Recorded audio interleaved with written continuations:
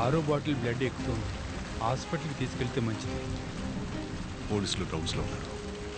ఏం కవరని అడుగు, నేను తీసుకొస్తాను. వాళ్ళని మాత్రం కాపాడు.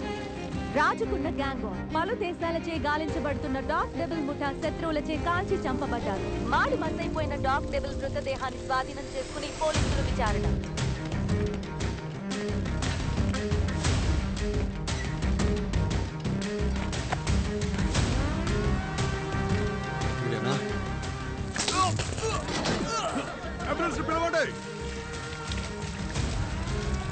ఎవ్వర్రా నిన్ను చేయమన్నదే?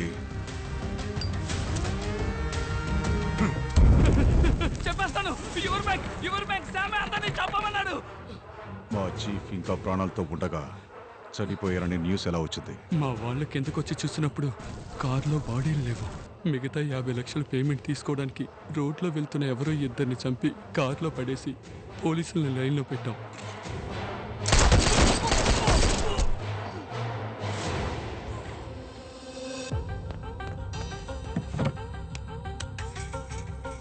క్రిష్, నువ్వు అడిగినవన్నీ రెడీ చేశాను. ఫోన్లో వద్దు, డైరెక్ట్గా రా, మాట్లాడదాం. ప్లాన్ శామ్ది కాదు, చైర్మన్ది. కంప్లీట్ ప్లాన్ చెప్పు. నేను వేరే అరేంజ్మెంట్స్ చేయాలి. వీడి పేరు రాధ.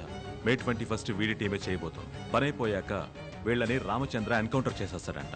కొట్టేసిన డబ్బులు సగం వాడికి, సగం పోలీసులకి లెక్క చూపిస్తాడంట.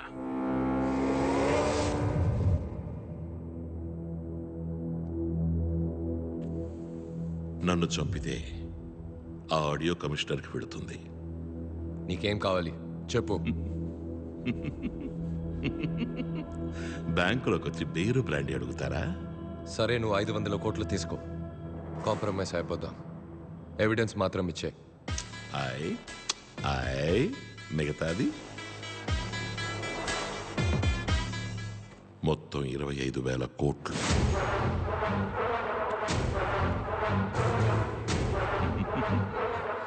ఏ 25,000 కోట్లు? మర్చిపోయావా? పోనీ గుర్తు చెయ్యనా? బాగా డీప్గా వెళ్ళిపోయా. నీకు డెత్ కన్ఫర్మ్.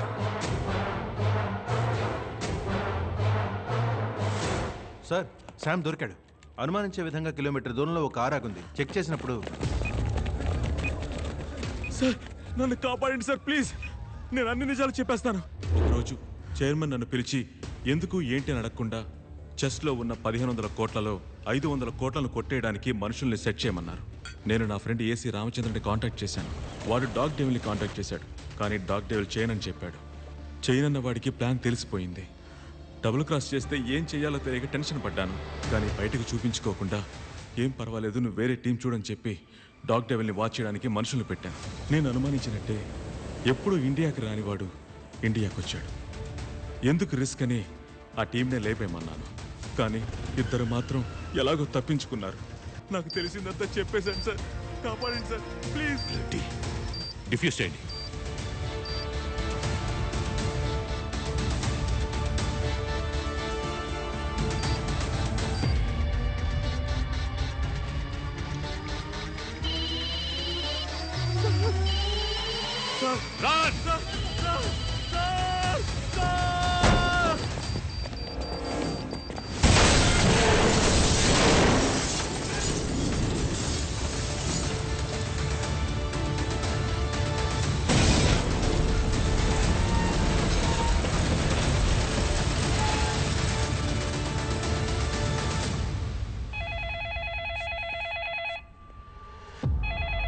ప్రేమ్,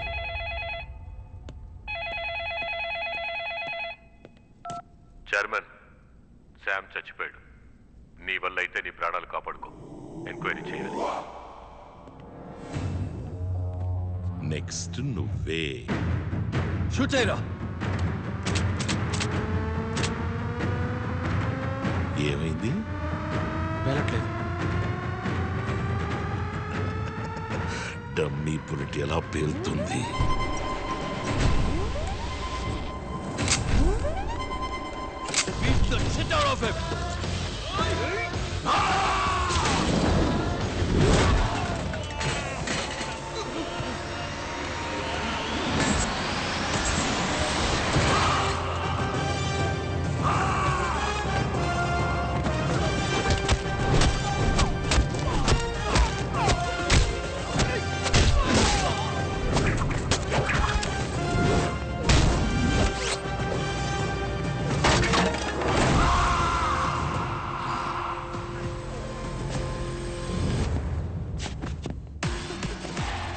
నీ అబ్బా బుద్ధున్నాడు ఎవడైనా నాలాంటి కంత్రి గడితో పెట్టుకుంటాడా?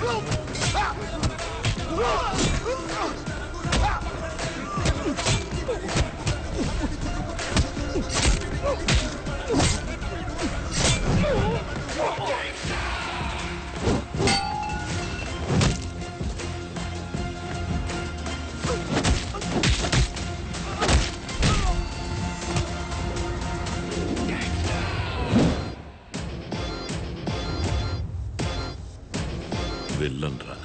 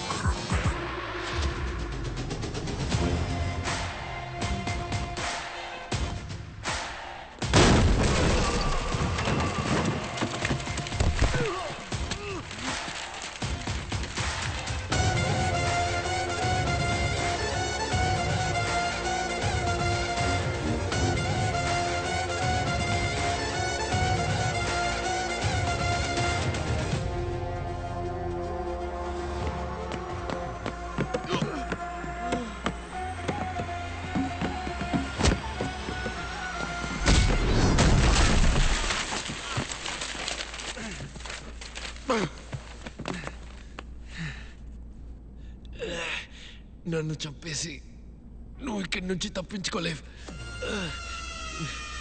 ఎవ్రీ 5 minutes 2 యాడ్స్ ప్లే చేయాలి. లైవ్ ని దానికి తగ్గట్టుగా స్టాకర్ చేసుకోవాలి. Okay and ticket tape ads ఎన్ని వచ్చినా వద్దనుకో. అన్నిటిని తీసుకోవాలి, అన్నిటిని స్క్రోల్ చేయాలి. బ్యాంక్ నుంచి ఒక ఎక్స్క్లూజివ్ వీడియో పంపించారు మ్యామ్. ఆనర్ ఏ టీవీకి మాత్రమే దొరికిన యువర్ బ్యాంక్ దోపిడీదారుడి ప్రత్యేక వీడియోని ఇప్పుడు చూద్దాం. నమస్కారం. కమిషనర్ మీతో మాట్లాడింది నేను విన్నాను. Yes, he's right. Bank is just not a business, service కూడా. నేను ఒక సంఘటన చెప్తాను. కమిషనర్ చెప్పింది కరెక్టో కాదో తెలుసుకుందాం.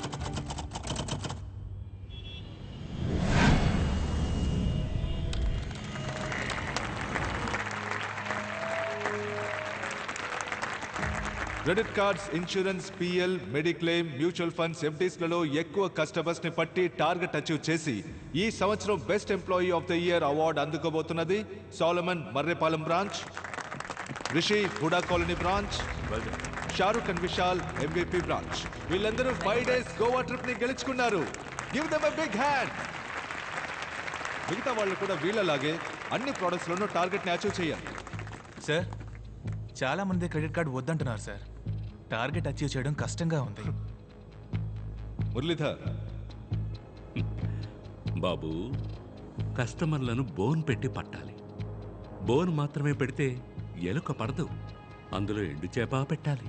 ఎండు చేప? నీ అన్నదమ్ములైన నిన్ను నమ్మి 50 రోజులకు వడ్డీ లేకుండా నీకు అప్పిస్తారా? మా బ్యాంక్ ఇస్తుంది అని చెప్పు.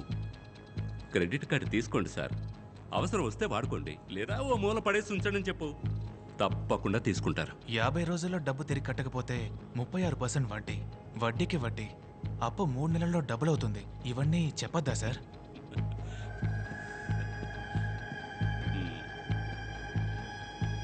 ఈ టై ఎందుకు కట్టుకోమంటామో తెలుసా?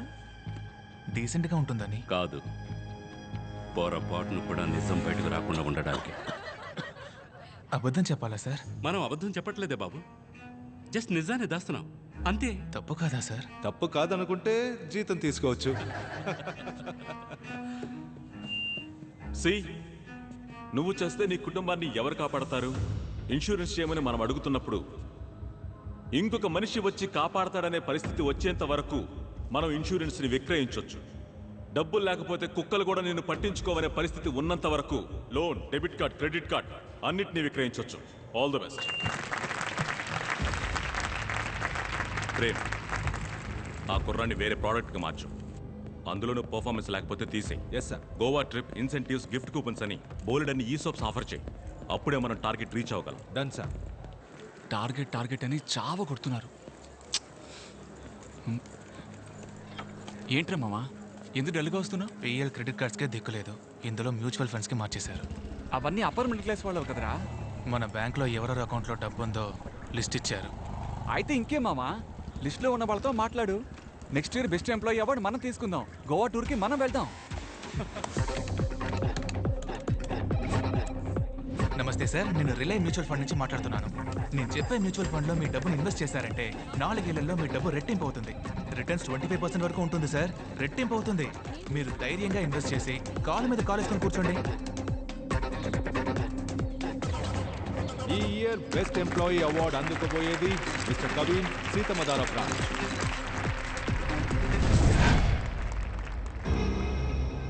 బ్యాంకులు అధిక అప్పులిచ్చి దివాళా తీసే పరిస్థితిలో ఉండగా యువర్ బ్యాంక్ రిలే మ్యూచువల్ ఫండ్ సంస్థ దివాళా తీసినట్టు ప్రకటించారు. 5 లక్షల కోట్ల ప్రజల 25,000 కోట్ల రూపాయల పరిస్థితి ఏంటి? సిబిఐ విచారణ ఆరంభం.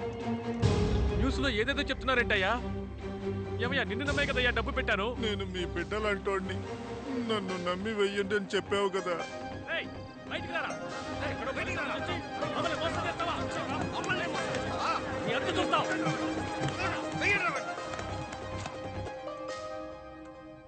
అవేం పట్టించుకోకుండా నీ పనేంటో నువ్వు చూసుకో.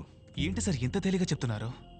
మన బ్యాంక్ జస్ట్ మ్యూచువల్ ఫండ్స్లో పెట్టుబడి పెట్టమని రికమెండ్ చేసింది. మ్యూచువల్ ఫండ్స్ వాడు షేర్ మార్కెట్లో పెట్టాడు, లాస్ అయింది. మనమేం చేయగలం? వెళ్ళు బాబు, నీకు ఇవన్నీ అర్థం కావు. అర్థమయ్యేలా చెప్పండి సార్, లేదా పోలీసుల దగ్గరికి వెళ్తాను. నువ్వు అందరి దగ్గర సంతకాలు తీసుకున్న పేపర్స్లో కంపెనీ నష్టపోతే డబ్బు తిరిగి రాదని రాస్తుంది. అది చదివి చూపించావా? అయితే ముందు నిన్నే లోపలికి తోయాల్సి వస్తుంది.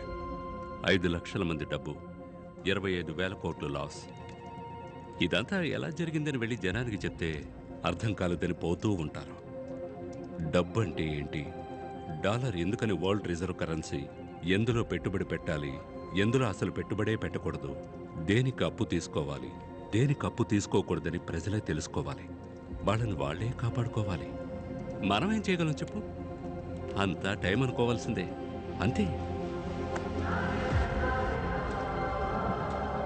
నేను మీ బిడ్డలంటోడిని, నన్ను నమ్మి వెయ్యండి అని చెప్పావు కదా.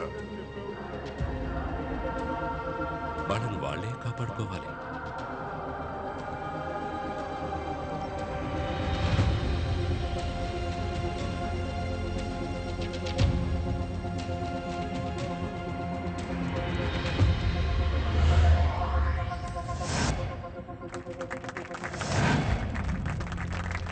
Welcome Krish. Thank you Sam.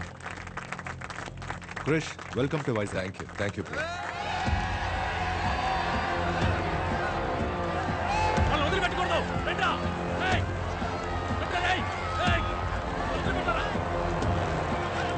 Sir, కొన్ని వేల మంది కత్తులు, కర్రలు, పెట్రోల్ క్యాన్లు తీసుకొని మన బ్యాంకును చుట్టుముట్టేశారు సార్. పోలీసులు వచ్చే వరకు అప్పుడు కష్టమేమో సార్.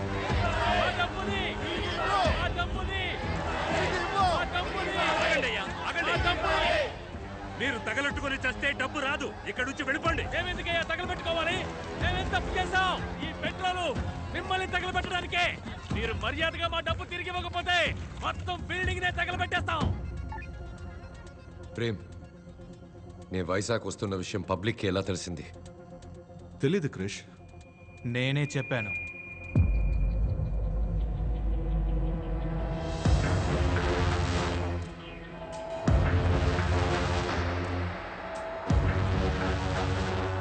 ఈ రోజు మీరు డబ్బు తిరిగి ఇవ్వకపోతే ఇక్కడి నుంచి ఒక్కరు కూడా ప్రాణాలతో బయటికి వెళ్ళలేరు.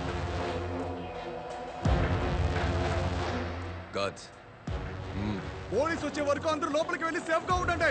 వెళ్ళండి వెళ్ళండి.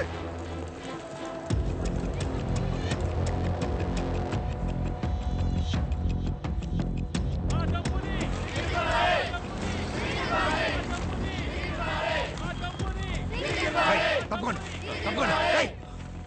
కోర్టులో కేసు జరుగుతుంది. అది పూర్తయ్యాక మీ డబ్బు మీకు అందుతుంది.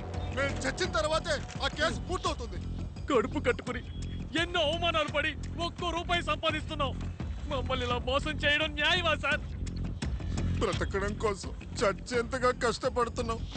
మా డబ్బుని ఎలాగైనా ఇప్పించేయండి సార్.